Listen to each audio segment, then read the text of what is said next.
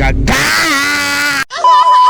哈哈，ဒီမှာကျွန်တော်ကျမနေပါဟာရာဦးစာလေးနဲ့ဘလိုလေးကြကြတန်းတန်းရေဆော့ပြမယ်ဆိုတာကျွန်တော်စောင့်ကြည့်လိုက်ပါနော်။ဆက်လာကြပါပဲအန်ဒီဘဟန်ဆိုတာကျုပ်တို့ဘလူတိတ်သူကထွက်ပြေးနေတာတဲ့ဘယ်ရမလဲကျုပ်ကသူ့ကိုတဲတက်ပြလိုက်ရပါဒီမှာဆိုကျုပ်ကလေလီယာတွေးဆိုရလေလီယာကျုပ်ကအေဒီနဲ့ပိုင်းပါတယ်ဆိုနေမှာ तू ကနေမကြည့်ပါဘူးမှထွက်ပြေးသွားမှာဟာရာကောင်းမဲ့ပိုင်းပြီးတော့ဒါမဲ့ဘယ်ရမလဲကျမအနားနေပဲ shadow လေးပြန်တော့ကျမသူ့မြဲအောင်တက်ပြလိုက်ပါနော်။ဟာဟာဒီမှာဆိုကျမနေပဲလေလီယာတွေးဆိုရလေလီယာ shadow လေးတဲ့ရဝင်ပိုင်းပါတယ်ဆိုနေမှာအဲ့မှာ तू ကနောက်ဆုတ်သွားတယ်ဒါပေမဲ့သူတို့ဘက်6တော့ကိုကမြဲအောင်တက်ပြလိုက်ပါရှင်။ဘယ်မှဆိုအန်ဒီဘက်လေလီယာနဲ့ဇောင်းကြွနေတာဖြစ်တော့ကျမသူ့တောက်ရဟေးကျမ shadow လေးတွင်ကျမသူ့တော့ကပ်ပြလိုက်ပါနော်။ဟာဟာအဲ့မှာဇောင်းကြွချင်အောင်လေ။ဒီမှာဆိုကျမလေလီယာထပ်တွေးဆိုကျမ shadow ထည့်ရကျမပိုင်းပါတယ်ဆိုနေမှာ